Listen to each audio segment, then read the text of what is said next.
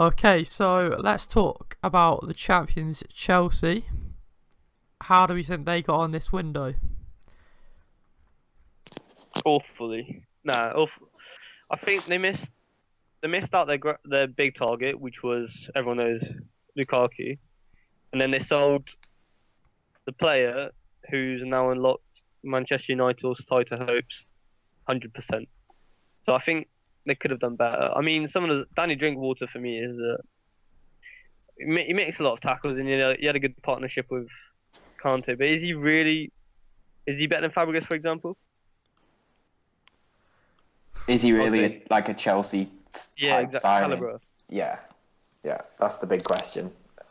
No, he's a panic buy if you ask me. They didn't get their best targets, so they've ended up getting, like you said, Danny Drinkwater. And it's not the way for me is that the players that turned down Chelsea as well, in particular. I mean, even Ross Barkley did in the last minute, and they've signed Morata for 55 mil is obviously their peak signing. That's a great signing if you ask me. But then there's Bakayoko. It was a bit of a gamble, you could argue. He's won the French league last year, but I think it's going to be interesting. These Monaco players, a lot of them, they were amazing last year together as a team, and now it'll be interesting to see if they can replicate the individual form at different clubs now.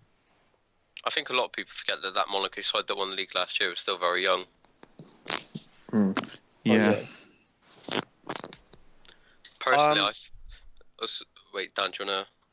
I was just going to say that David Zappacosta, I've watched him a little bit, and I've also read a lot about him.